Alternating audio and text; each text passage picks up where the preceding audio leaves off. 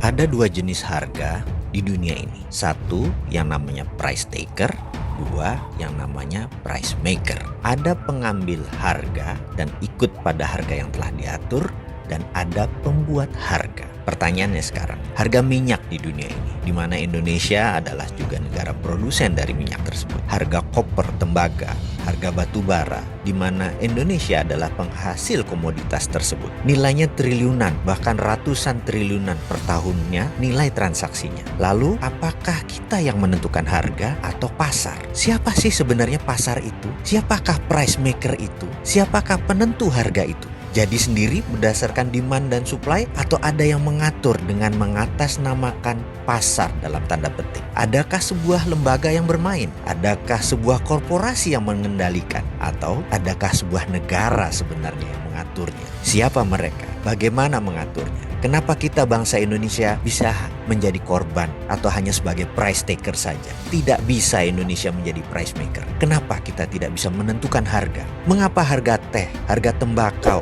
harga sawit, CPO kita sebagai negara produsen kalah dengan pasar? Atau karena bursanya di Bremen, di negara lain, atau bursanya untuk CPO ada di Malaysia. Walaupun Indonesia penghasil CPO terbesar di dunia, kita menjadi tidak berdaulat karena bursanya bukan di Indonesia. Apa karena itu? Mengapa ke depan kita tidak menjadi price maker saja? Untuk menjadi negara berdaulat, harus ada yang Indonesia dominasi. Dengan adanya yang Indonesia dominasi, maka kita punya efek penggentar atau deterrent effect. Kita lihat peta dominasi dunia. Entertainment didominasi Hollywood, Amerika. Trading, perdagangan dan logistik lebih dari 60% didominasi oleh China. Militer didominasi oleh Amerika. Anggaran militer itu 1.000 billion, atau kalau seluruh dunia anggaran militernya dijumlahkan, termasuk China, Indonesia dan lain sebagainya, nggak ada apa-apanya dengan anggaran militer Amerika per tahunnya. Bisa bayangkan, jadi Amerika mendominasi militer. Teknologi informasi masih didominasi Amerika. Kosmetik kecantikan didominasi oleh Korea Selatan.